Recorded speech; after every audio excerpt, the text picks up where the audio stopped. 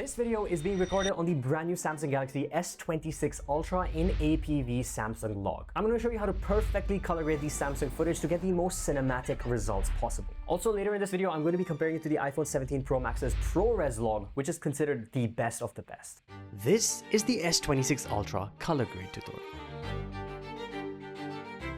First, let's start by turning on APV recording. Open up your camera app, go over to video, tap on your settings, scroll over to video and video format. Right there at the bottom, you should see a setting for professional video capture and APV. Turn that on and you're pretty much ready, but let's go further. Click into it and make sure your default format is recording in log and your profile is APV 422HQ. This is the highest quality possible. The equivalent to this is ProRes 422HQ, which is on the iPhone. With that said, once you're in your camera, at the top, you should see a toggle for APV. Tap on that and it instantly turns on log. Of course, you can preview this with the different LUTs that Samsung has built in as well, but we're going to go with the standard just to see what our Rec 709 would look like. We are going to be dropping it into DaVinci Resolve to get that proper cinematic control. All right, we're here at the computer. We're going to launch up DaVinci Resolve. Here, I have all of my S26 Ultra footage loaded up. First things first, I'm going to select all, right click, and input color space, I'm going to make sure it's set to project, which is Rec 709A. It might come as a default of Rec 2020, so make sure you change that to Rec 709A. Now, of course, this is the part where it gets a little bit more nerdy where it comes to color grading this footage. If you're not into all of that, I will have my own LUT that you can download,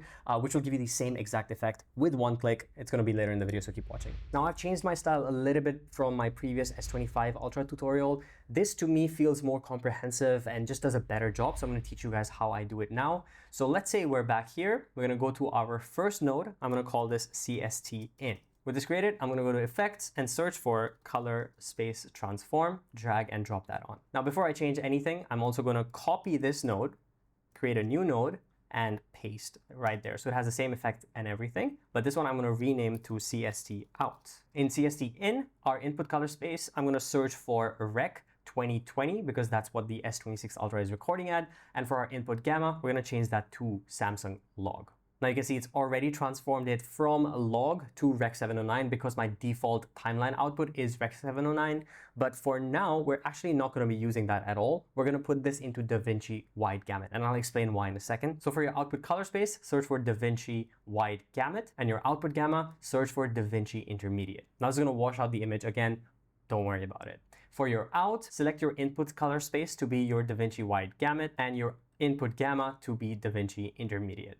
See, now we've got that proper export. And this kind of just negated whatever I just did earlier. The reason we're doing this is because DaVinci Wide Gamut and Intermediate is a bigger space for you to work with. It gives you more room to push the footage compared to just a simple conversion from log to Rec 709. So now anything I add between these two nodes is going to be my correction, my grade, some other things I'll add outside. I'll show you in a second as well. We've gone from this to this, converting it from log to Rec 709. But what if we want to grade this and take this further? So I'm going to create a new node. I'm going to call this my base corrections. So here I want to basically look at my histogram and see what I could improve in the image. For example, I feel like when I move in further, it looks great, but I might be losing some details back here. So I'm going to just very slightly go into my HDR and increase my global just a little bit while paying attention to my histogram on the side here. White balance and everything was pretty much set on point, so I don't need to tweak any of that. What I will do is add a little bit of contrast here. Again, in my base corrections, I will go to my primaries and then my gamma. I'm going to reduce this a little bit just to get that punch of contrast,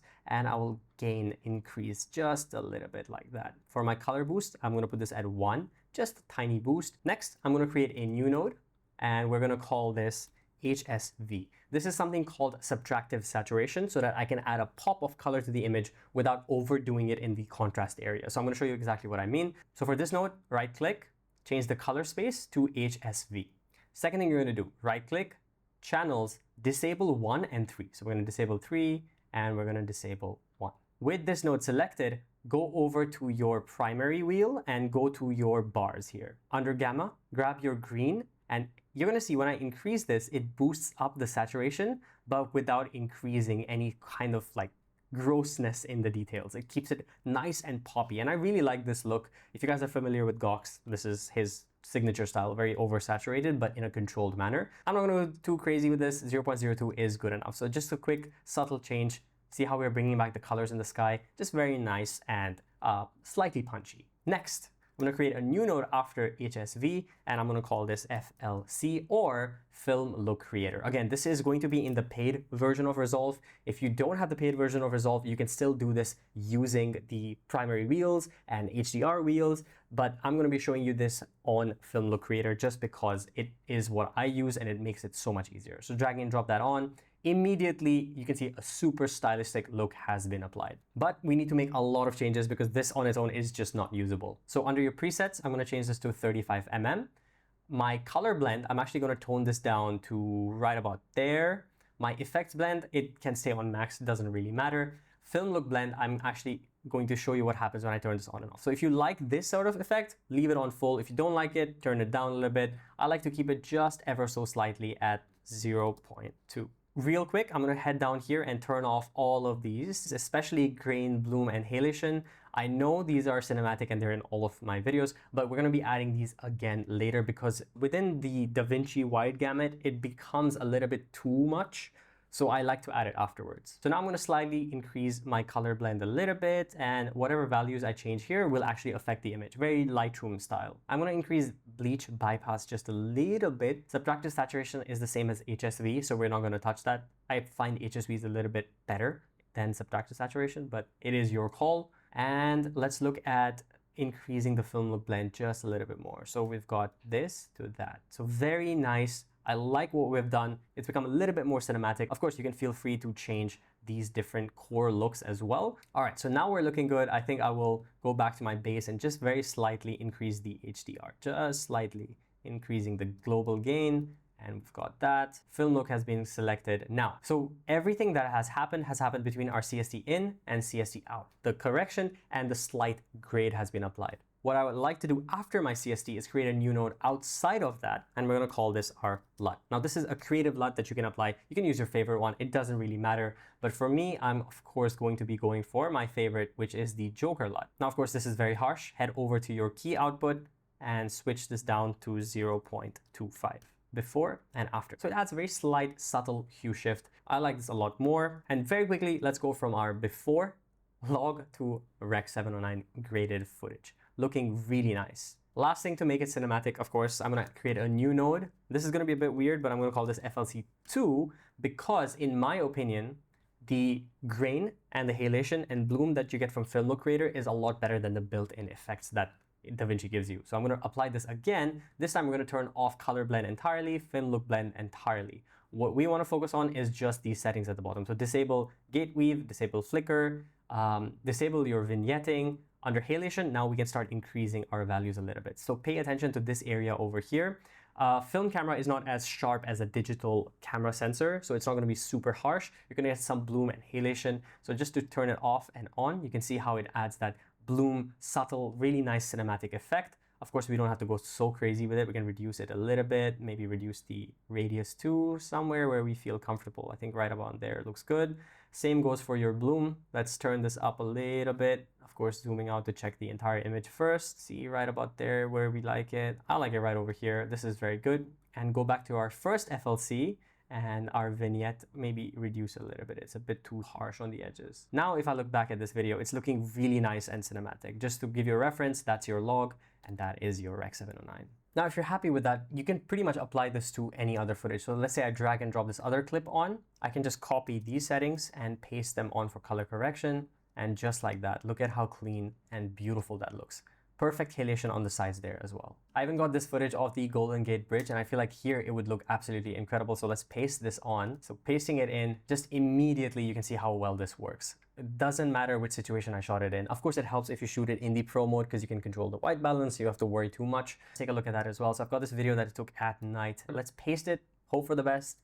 Immediately looks really good, but of course, look at the histogram. It is quite dark. So what we would do to fix this is simply go into our base correction and go to our HDR and increase our global just like that. Of course, this is high contrast. So what we're gonna have to do is also come back to our primaries, reduce our highlights just a little bit. So that's your before and that's your after.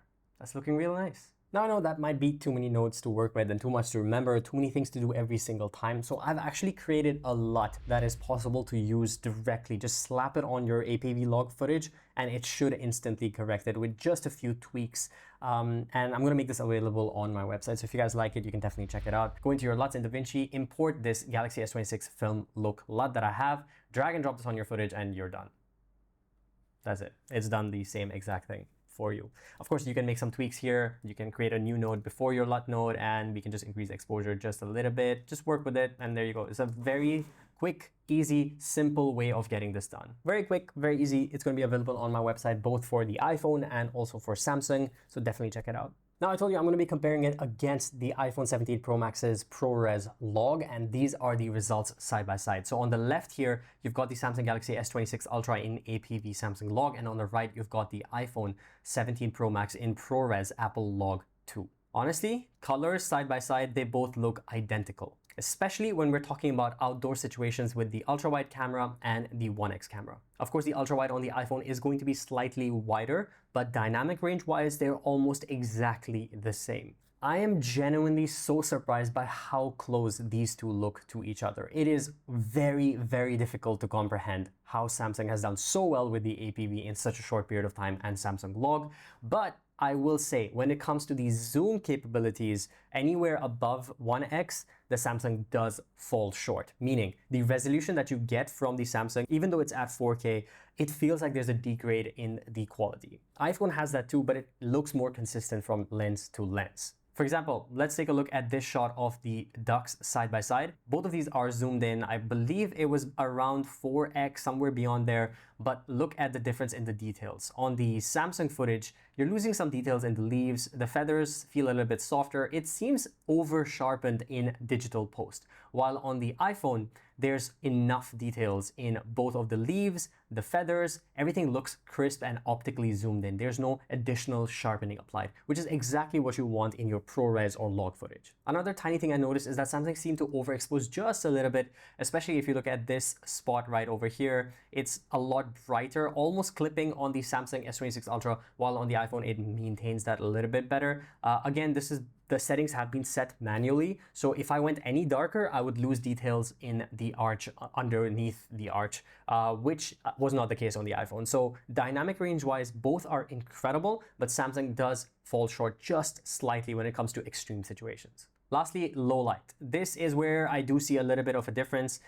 If I just go through frame by frame here, you can kind of see what I'm talking about. Let's stop right over there, for example. Same frame on both sides. You can see that the Samsung has a lot more motion blur than the iPhone. Both recording in this situation straight out of camera. I didn't go to the manual mode or anything, just straight in the APV mode and ProRes LOG, and this is what I got. So more motion blur on the Samsung and you're losing a little bit more on the details. Let's look at the ground here. The iPhone has very sharp details on the ground, while here on the Samsung, it's a little bit more motion blurry and just blurry in general. It's not as sharp, especially here. Look at the side of the face. This is all a blurry mess almost, while here it's pretty decent.